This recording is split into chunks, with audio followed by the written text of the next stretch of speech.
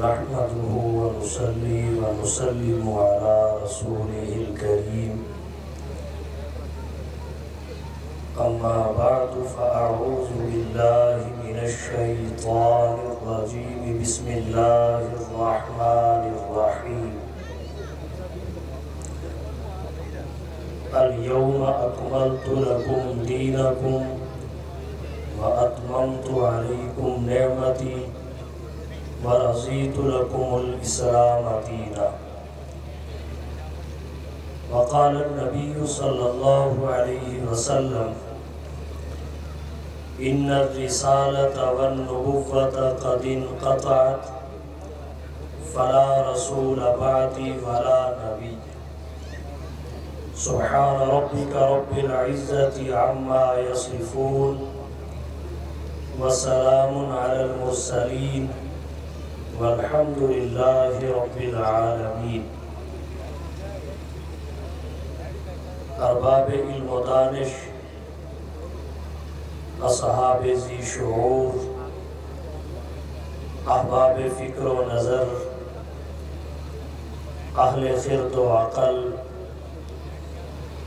معزز علماء کرام، زعماء ملت، آج کی یہ پروقار ختم نبوت رحمت للعالمین کانفرنس جماعت اسلامی کے زیر انتظام و انصرام انعقاد پذیر ہے، جس پر مخدوم العلماء، زیرک سیاستدان محترم جناب لیاقت بلوچ صاحب دامت برکاتہ العالیہ، ان کے فرزند احمد سلمان بلوچ صاحب اور پوری جماعت کو مبارکباد پیش کرتا ہوں، جنہوں نے ایک اہم اور حساس مسئلہ پر امت کی رہبری اور رہنمائی کے لیے اس کانفرنس کا انعقاد فرمایا۔ عزیز بھائیوں، سب سے پہلے ختم نبوت کا مختصر لفظوں میں، آسان لفظوں میں مطلب اور مفہوم ذکر کرنا چاہوں گا۔ اس کے بعد اس کی اہمیت پر چند باتیں پیش کروں گا۔ آخر میں اختتامی کلمات حالات حاضرہ کے پیش نظر آپ کی توجہ کی نظر کر کے اجازت چاہوں گا۔ پہلی بات، ختم نبوت کا مطلب کیا ہے؟ اللہ تعالیٰ نے انسانیت کی رشد و ہدایت، فوز و فلاح، عروج و ارتقاء، رہبری اور رہنمائی کے لیے حضرت آدم صفی اللہ سے جس سلسلہ نبوت کا آغاز فرمایا، کم و بیش 1.25 لاکھ نفوس قدسیہ سے تسلسل کے ساتھ گزار کر جناب نبی کریم صلی اللہ علیہ وسلم پر اس سلسلہ کی تکمیل فرما دی۔ اس تکمیل کو ختم نبوت کہتے ہیں۔ اس کی دل سے تصدیق کرنا عقیدہ ختم نبوت کہلاتا ہے۔ تمام امت مسلمہ اس بات پر متفق ہے کہ حضور صلی اللہ علیہ وسلم کے بعد کسی بھی قسم کی نبوت کے تصور کو قبول کرنا نہ صرف ضلالت و گمراہی ہے، بلکہ ایسا کفر ہے جس سے کفر بھی پناہ مانگتا ہے۔ جس طرح رب کی الوہیت کے بعد کسی بھی الوہیت کا عقیدہ انسان کو دائرہ اسلام سے خارج کر دیتا ہے، حضور صلی اللہ علیہ وسلم کے تشریف لے آنے کے بعد کسی بھی شخص کے بارے میں نبوت کا تصور قائم کرنا کسی تعویل اور تعبیر کے ساتھ ہو، وہ بھی انسان کو دائرہ اسلام سے خارج کر دیتا ہے۔ اگلی بات، عقیدہ ختم نبوت کی اہمیت کیا ہے؟ ایک بات تو یہ عرض کرنا چاہوں گا، ختم نبوت فقط مسئلہ نہیں ہے، یہ عقیدہ ہے، اور عقیدے کو عمل پر ترجیح ہوتی ہے۔ دوسری بات، عقیدہ ختم نبوت عقیدہ بھی ایسا ہے جسے متکلمین نے اسلام کے ان اجماعی عقائد میں شمار کیا ہے جو دین کے اصول اور ضروریات کہلاتے ہیں، جس کا انکار کفر قرار دیا جاتا ہے۔ عقیدہ ختم نبوت عقیدہ بھی ایسا ہے، امت مسلمہ کبھی بھی اس کے بارے میں دو حصوں میں تقسیم نہیں ہوئی، بلکہ یہ ختم نبوت کا عقیدہ ہر دور میں امت مسلمہ کے اتحاد کا باعث بنا ہے۔ اپنی مسلکی اور مکتبی شناختوں کو پس پشت ڈال کے، اپنی سیاسی اور رفاہی خدمات کو ایک طرف رکھ کے، حضور کی ختم نبوت کے تحفظ کے لیے سارے کے سارے مسلمان آپ کا امتی ہونے کی حیثیت سے میدان میں آتے ہیں۔ پہلے بھی عقیدہ ختم نبوت نے امت مسلمہ کو متحد کیا۔ 1953 کی تحریک ختم نبوت اس کی شاہد عدل ہے۔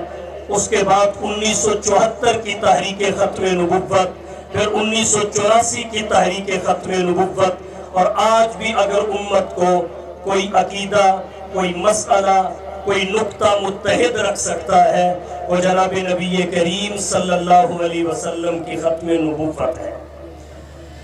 ختم نبوت ہمارے مذہب کا مدار ہے۔ جو شخص ختم نبوت کا قائل نہ ہو، اس کا اسلام سے کوئی تعلق نہیں ہے، کیونکہ ختم نبوت کا منکر قرآن کریم کی 100 آیات کا منکر ہوتا ہے، اور اجماع امت سے انحراف کرنے والا قرار پاتا ہے۔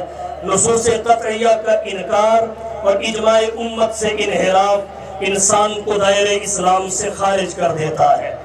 عقیدہ ختم نبوت کی اہمیت اس قدر ہے، اللہ نے قرآن کریم میں 100 آیات عقیدہ ختم نبوت کی وضاحت میں نازل فرمائی۔ جناب نبی کریم صلی اللہ علیہ وسلم کی 200 سے زائد احادیث ہیں۔ امت کا سب سے پہلا اجماع جس مسئلہ پر منعقد ہوا وہ ختم نبوت ہے۔ قیاس اور عقل بھی اسی کی تائید اور توثیق کرتے ہیں۔ یہ 4 بڑے دلائل ہیں۔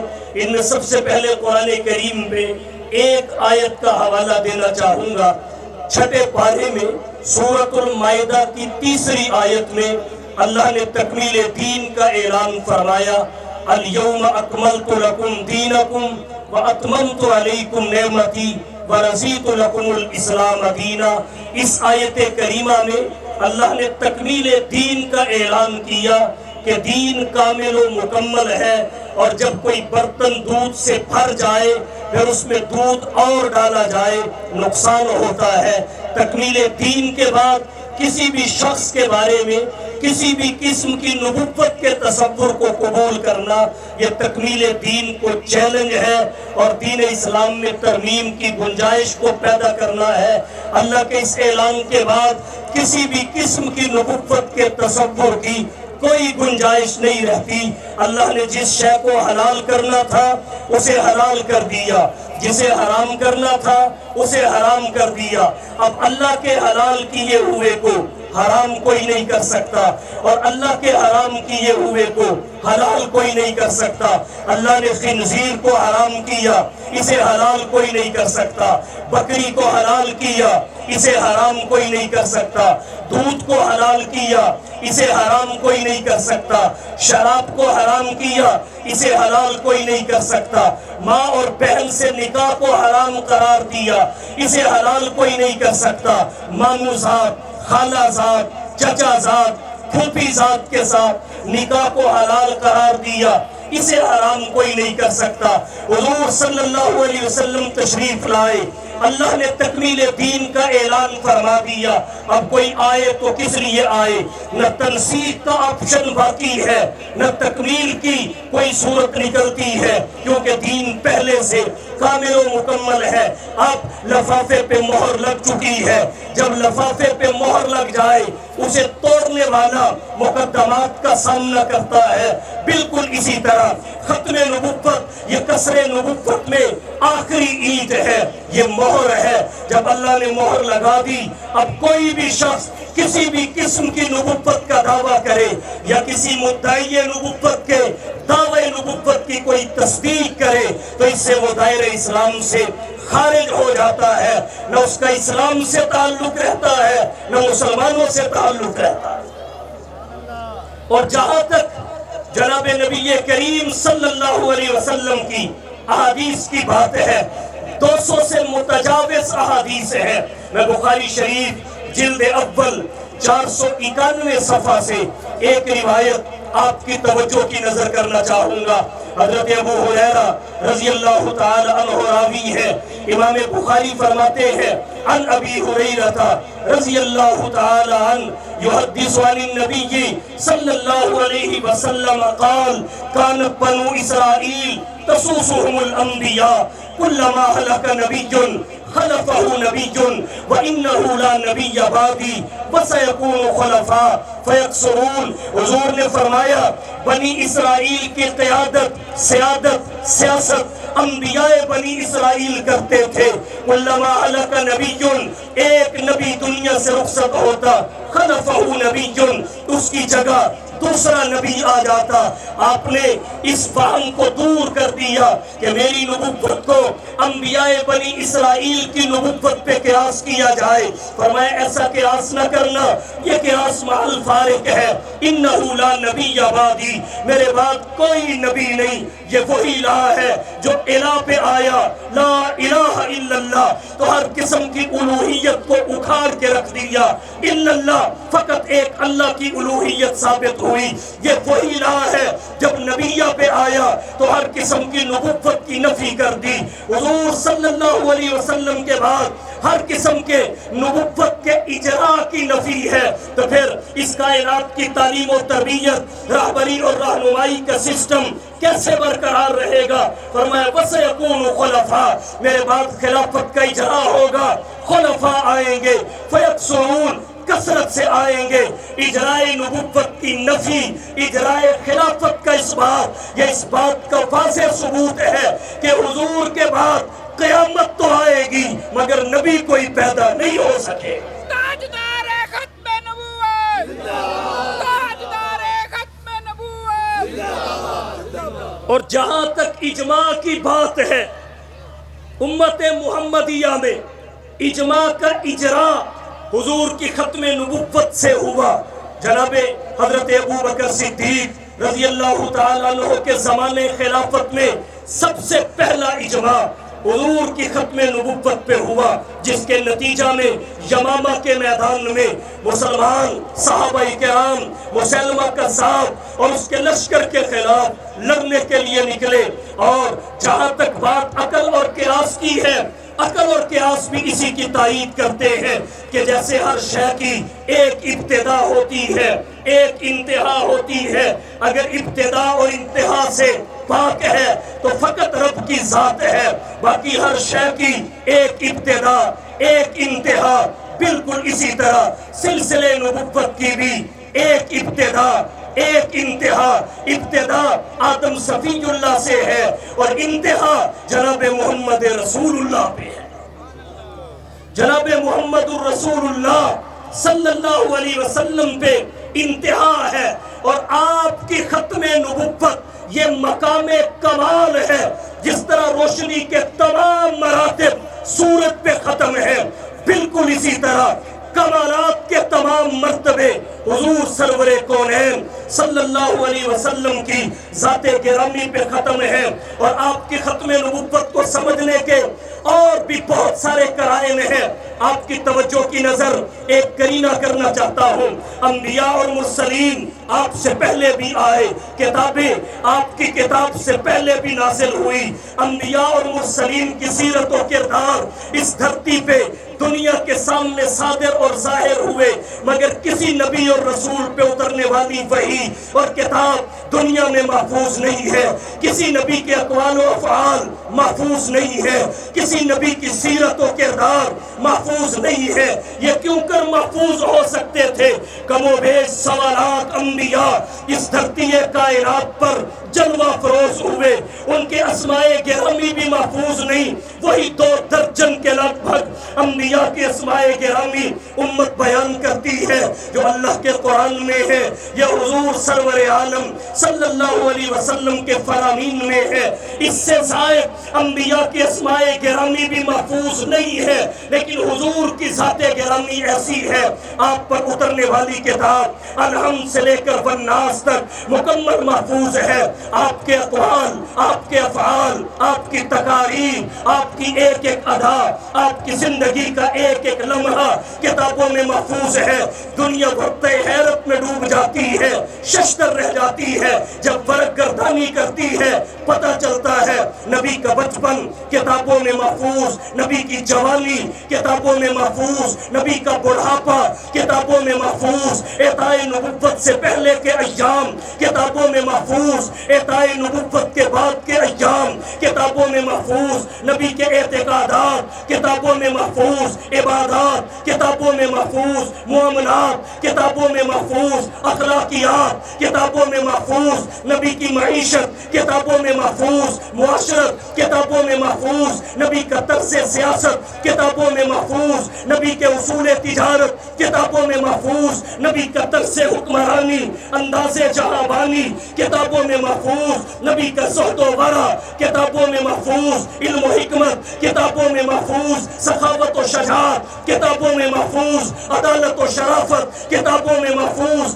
فہم و ذکا کتابوں میں محفوظ، جود و سخا کتابوں میں محفوظ، بندہ نوازی کتابوں میں محفوظ، غریب پروری کتابوں میں محفوظ، انوارات و برکات کتابوں میں محفوظ، معجزات و مبشرات کتابوں میں محفوظ، غزوات و فتوحات کتابوں میں محفوظ، نبی کی جلوت و خلوت، سیرت و صورت، سنت و شریعت، نبوت و رسالت اور ختم نبوت، نبی کا حلیہ، چہرے کی حشاشت و بشاشت، فرحت و مسرت، وجاہت و ملاحت، لمعانیت، نورانیت اور لطافت، الغرض ایک ایک ادا کتابوں میں محفوظ ہے۔ تو دھرتی کائنات پر واحد ہستی حضور سرور کونین، ساقی کوثر، شافی محشر، ہادی و رہبر، آمینہ کے لال، محبوب رب ذوالجلال، صاحب الحسن والکمال، جناب محمد مصطفیٰ احمد مجتبیٰ، حبیب کبریاء، فخر الانبیاء، سید الورا،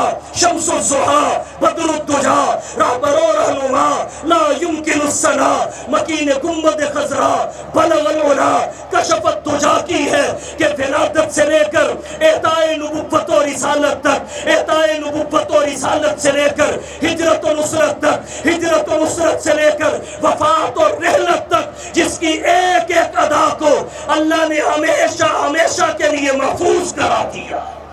نعرہ تکبیر، نعرہ تکبیر، تاجدار ختم نبوت۔ کوئی بھی اہل خرد و عقل یہ سوال کر سکتا ہے، انبیاء اور بھی ہیں، رسول اور بھی ہیں، کسی کے ساتھ یہ معاملہ نہیں ہے، آخر حضور کی ذات گرامی کے ساتھ یہ معاملہ کیوں ہے؟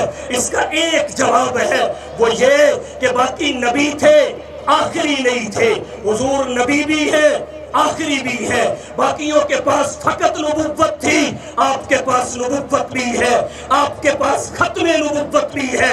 پہلے نبی کے بعد نبی آ جاتا تھا، اب نبی کے بعد قیامت آئے گی، نبی پیدا نہیں ہوگا، کوئی بھی نیا شخص دعوی نبوت نہیں کرے گا۔ نبوت اور قیامت کے درمیان کے اس عرصے کو کور کرنے کے لیے اللہ نے حضور پہ اترنے والی کتاب کو بھی محفوظ کر دیا، ہمیشہ کے لیے نبی کی تعلیمات کو بھی محفوظ کر دیا۔ یہ ختم نبوت کا واضح ثبوت ہے بات کو سمیٹتا ہوں، اختتام کی جانب بڑھاتا ہوں۔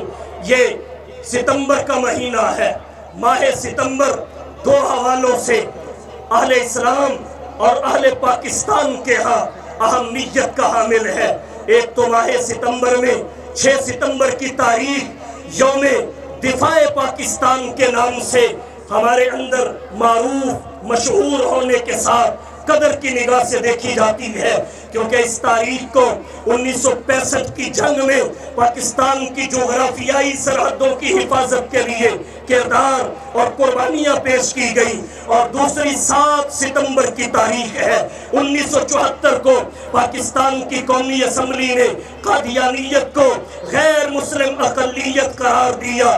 7 ستمبر یہ بھی ایک اہم تاریخ ہے جس کو قادیانیت کے تابوت میں ایسا کیل ٹھونسا گیا کہ جس کی درد وہ آج تک محسوس کر رہی ہے۔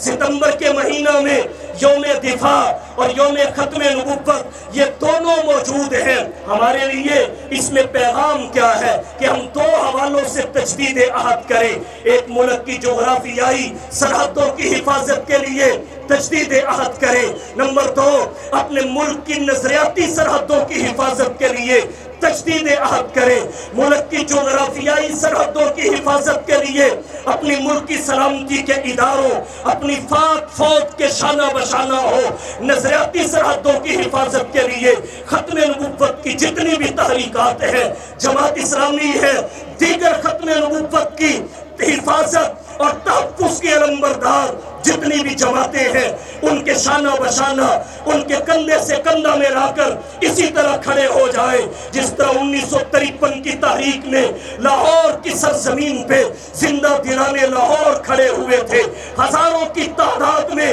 اپنی جانوں کا نذرانہ پیش کر دیا تھا، مگر حضور صلی اللہ علیہ وسلم کی ختم نبوت کے تحفظ و دفاع اور ترویج و اشاعت کے لیے کسی قیمت پر پیچھے ہٹنے کے لیے تیار نہیں تھے۔ پھر 1974 کی تحریک ختم نبوت، پھر 1984 کی تحریک ختم نبوت جس میں امتناع قادیانیت آرڈیننس منظور ہوا۔ آج تجدید عہد کریں کہ ہم ملک کی جغرافیائی سرحدوں کی حفاظت کے لیے بھی شانہ بشانہ ہے، نظریاتی سرحدوں کی حفاظت کے لیے بھی ہم کسی سے پیچھے نہیں رہیں گے۔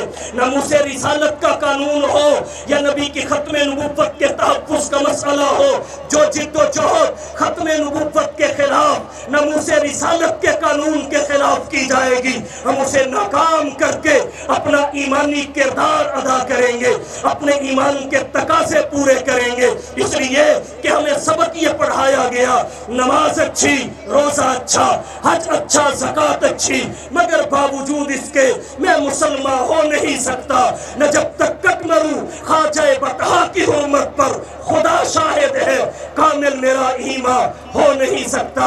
حضور کی ختم نبوت کے تحفظ کے لیے ہر قسم کی قربانی کے لیے ہم سب تیار ہیں، ناموس رسالت کے قانون کی حفاظت کے لیے۔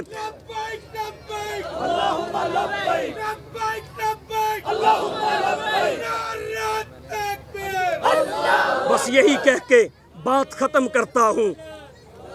اٹھ شیر مجاہد ہوش میں آ، تعمیر خلافت پیدا کر، اٹھ شیر مجاہد ہوش میں آ، تعمیر خلافت پیدا کر، کیوں فرقے فرقے ہوتا ہے، اب ایک جماعت کو پیدا کر، کر تو بھی ترقی دنیا میں، اسباب تجارت پیدا کر، قارون کی دولت ٹھکرا دے، عثمان کی دولت پیدا کر، اسلام قدم تو بھرتا ہے، کفار سے پھر کیوں ڈرتا ہے، یا تو اسلام کا نام نہ لے یا شوق شہادت پیدا کر۔ وآخر دعوانا ان الحمدللہ۔ جزاک اللہ ماشاءاللہ۔